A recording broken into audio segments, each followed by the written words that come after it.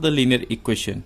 To solve linear equation, हामीसँग तीनटा मेथडहरु छन्. First one, substitution method. Second one is there, elimination method. And third one is there, cross multiplication method. So तपाईलाई जुन सजिलो लाग्छ त्यो मेथडले यो तीनटा इक्वेसन सल्भ गरेर x, y, z को भ्यालु फाइन्ड आउट गर्न सक्नुहुन्छ.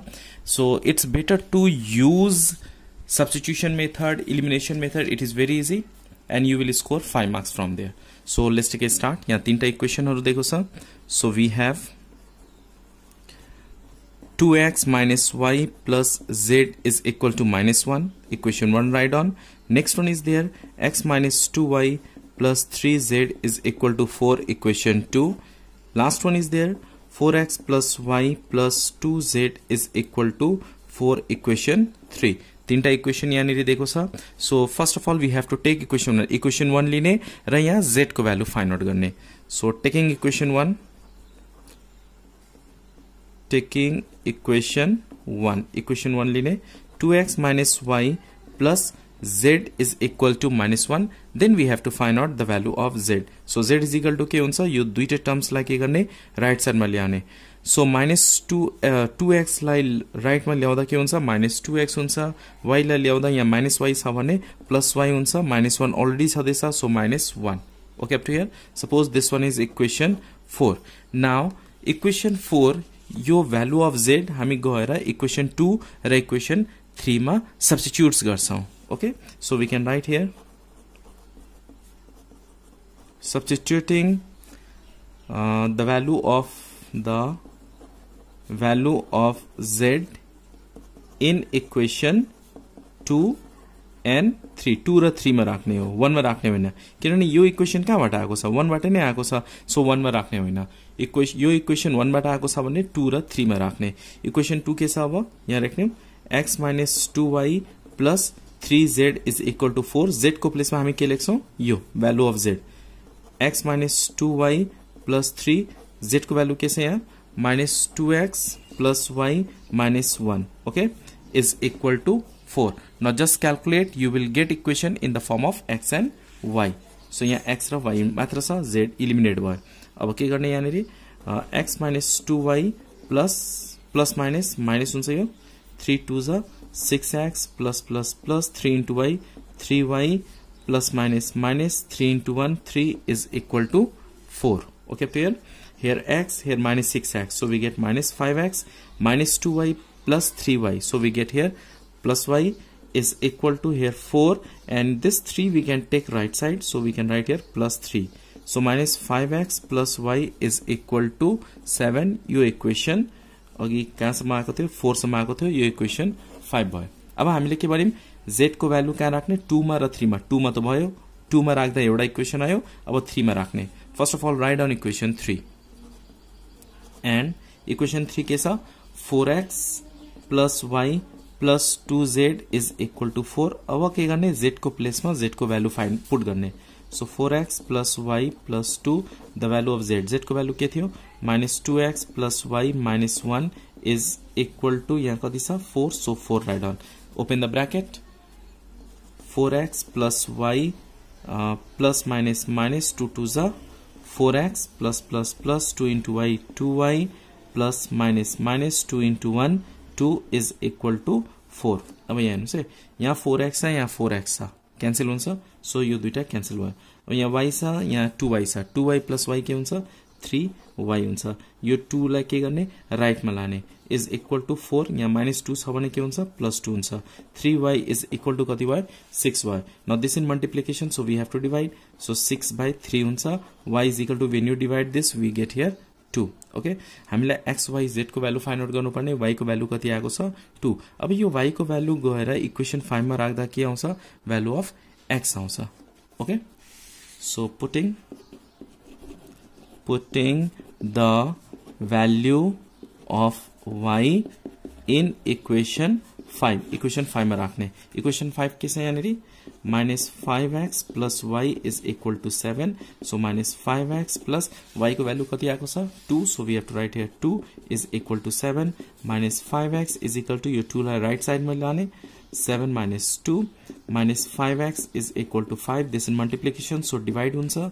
So 5 divided by minus 5, so x is equal to minus 1. So x को value कति आएको छ minus 1. अब हामीसँग x को value पनि छ, y को value पनि छ. Now we have to find out z. अब यो x र y को value गएर equation 4 मा राख्दिने. 4 मा राख्दा के आउँछ? Value of z आउँछ. So putting the value of x and y in equation 4. Again, putting the value of x and y in equation 4. Equation 4 में राख्ने. Equation 4 के थियो? Z is equal to minus 2x plus y minus 1. Now minus 2 into value of x is equal to कति छ? Minus 1 plus value of y के छ? 2 minus 1. Minus minus plus 2 into 1, 2 plus 2 minus 1. 2 to the 4, 2 plus 2 4 minus 1 3. So x को value कति आएको छ? Therefore x is equal to minus 1, y is equal to 2 and z is equal to 3. Hope you understand this question. Now look at the next question. यो भन्दा अगाडि यो question हामी substitution मेथडबाट गरेको थियौं र यो क्वेशन हामी इलिमिनेसन मेथडबाट सिक्छौं. सो यहाँ तीनटा इक्वेशनहरु दिएको छ. Equation 1, equation 2 and equation 3. So here x plus 2y plus 3z is equal to 0 6. Now कि x eliminate गर्ने कि y eliminate गर्ने कि z eliminate गर्ने. First of all you have to think. अब x eliminate गर्ने हो भने यहाँ 2x छ भने यसलाई 2 ले मल्टिप्लाई गर्ने. z eliminate गर्ने हो भने यहाँ 3z छ भने यसलाई 3 ले मल्टिप्लाई गर्ने. इक्वेशन 2 3 ले मल्टिप्लाई गर्दा 3z हुन्छ सेम बनाउनु पर्यो. So I'm going to eliminate x and y in equation 1 and 2. So first of all we have to write on multiplying equation 1 by 2 and subtracting equation 2 from equation 1. So equation 1 ले 2 ले multiply करने and then we have to subtract equation 2 from equation 1. 2 ले multiply करदा के हुन्छ equation 1 इसलिए 2 ले multiply कर दिने.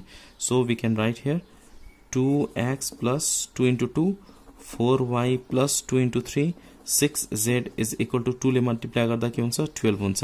And this one we have to write here 2x plus 4y plus z is equal to 7 and then we have to subtract. Positive 7 and negative, positive 7 and negative, and here positive 7 and negative, here also positive, so negative. You can see here 2x cancel, 4y cancel.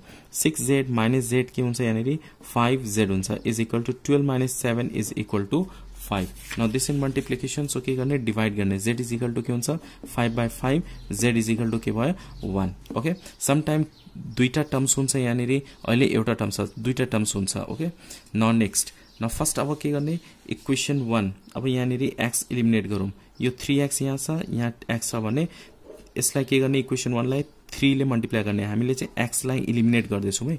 यानेरी पनि x ले eliminate गरेको तर y पनि eliminate भयो, जन राम्रो भयो किन directly we get value of z. सो यानेरी 3x छ. अब यसलाई 3x बनाउन के गर्नुपर्छ 3 ले मल्टिप्लाई गर्नुपर्छ and then we have to subtract. अब सबट्र्याक्ट गर्दा के हुन्छ 3x के हुन्छ क्यान्सल हुन्छ. So multiply equation 1 by 3. So we can write here again multiplying equation 1 by 3 and subtracting equation 3 from equation 1. equation 1 लाई चाहिँ 3 ले मल्टिप्लाई गर्ने र equation 3 लाई सबट्र्याक्ट गर्ने. सो 3 ले मल्टिप्लाई गर्दा के हुन्छ यहाँ 3x plus 3 into 2 6y plus 3 3 जा 9z is equal to 6 3 जा 18 हुन्छ. यसले 3 ले मल्टिप्लाई गर्दिने. आफ्टर दैट इक्वेशन 3 मा के छ 3x plus 2y plus 9z is equal to 14 and just we have to subtract. Sign we have to change. Sign change गर्नुपर्छ. Positive छ भने नेगेटिभ लेख्ने. यहाँ पोजिटिभ छ भने negative, here also positive, so we have to write negative, here also same, here also same. अब 3x cancel भयो, y cancel भएन. 6 minus 2 कति हुन्छ 4, so we have to write here 4y. this z यहाँनिर cancel भएछ, so z cancel गर्दिने is equal to 18 minus 14 के हुन्छ यो 4. so y is equal to के हुन्छ 4 divided by 4, y is equal to 1. now we have value of y also, we have value of z also. Now we have to find out the value of x. अब के गर्ने यो y र z को value गएर either equation 1 or 2 or 3 कुनै इक्वेसनमा गएर y र z को भ्यालु फाइन्ड पुट गर्ने x को भ्यालु आउँछ. So we can write here substituting the value of y and z in equation 1 जुन इक्वेसन में राख्दा पनि हुन्छ. So equation 1 what is there? X plus 2y plus 3z is equal to 6. Equation 1 use. Now we have to put the value x plus 2 into value of y is equal to 1 plus 3 into value of z is equal to 1 is equal to 6. So x plus 2 plus 3 is equal to 6. X plus 5 is equal to 6. X is equal to 6 minus 5. Therefore x is equal to 1. So x को value कति आएको छ 1, y को पनि 1 and z also we got here 1. Hope you understand this question. Solve the linear equation. So यहाँ पनि तीनटा इक्वेशनहरु दिएको छ, यो सल्भ गर्ने र x y z को भ्यालु फाइन्ड आउट गर्ने. So let's take a start. Given equations are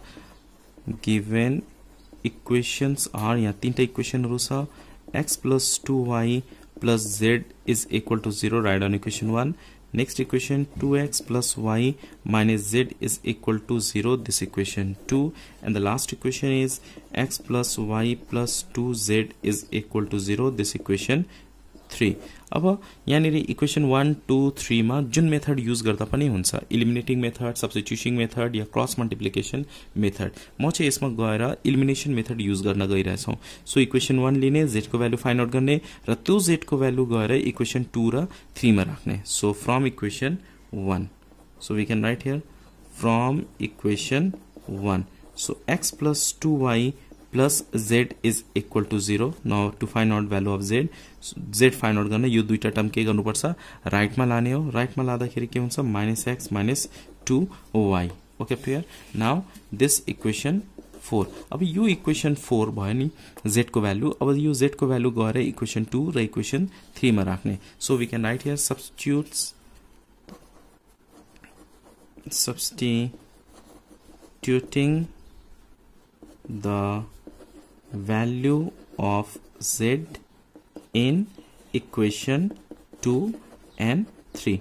2 र 3 मा गएर राख्ने. इक्वेशन 2 मा के छ 2x plus y minus z is equal to 0. Now 2x plus y minus what is the value of z? Z को value के छ इक्वेशन 4 बाट -x minus 2y is equal to 0. 2x plus y minus minus plus x minus minus plus 2y is equal to 0. यहाँ 2x र x add गर्दा 3x हुन्छ, plus y plus 2y add गर्दा 3y is equal to 0. त्यसपछि यहाँ 3 common लिन सकिन्छ, x plus y is equal to 0 and we get x plus y is equal to 0. This equation 5.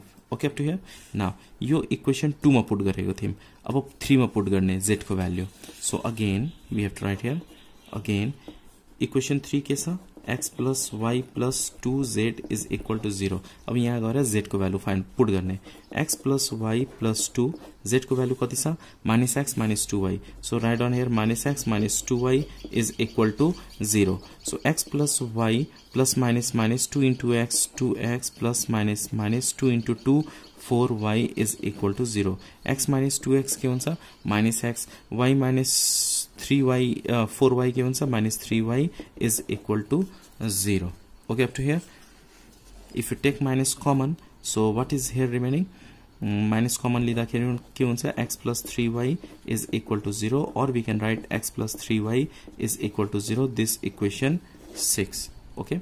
Now when you solve this to subtract equation 5 and 6, you will get value of y. किनभने यहाँ दुईटा x x छ, subtract गर्दा यो x र x cancel हुन्छ, remaining y हुन्छ. So we can get value of y. So we have to write here solving or subtracting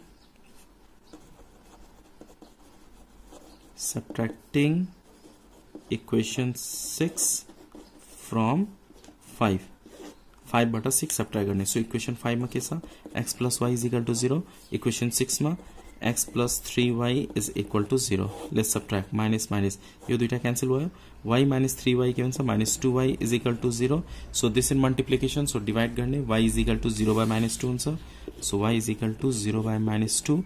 y is equal to 0. Okay, y को value कति आएको छ 0. अब y को value गएर equation 5 नभए equation 6 मा राख्ने, you will get value of x. So from equation 5 मा के छ x plus y is equal to 0. x को प्लेस मा y को प्लेस मा गएर 0 राख्ने. So x plus 0 is equal to 0. x is equal to 0. So x पनि 0 आयो, y पनि 0 आयो. अब यो दुईटै भ्यालु गएर equation 1 2 3 जुनमा राख्दा पनि हुन्छ, you will get value of z. Okay, so putting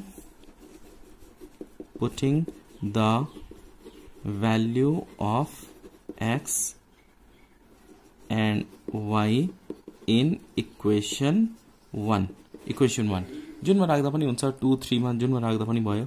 x plus 2y plus z is equal to 0. x को प्लेस मा 0 राख्ने, plus 2 into y को प्लेस मा 0 राख्ने, plus z is equal to 0. So here 0 plus z is equal to 0. Therefore z also 0. So the value of x is equal to 0, y also 0, and z also 0 is your answer. Hope you understand this video.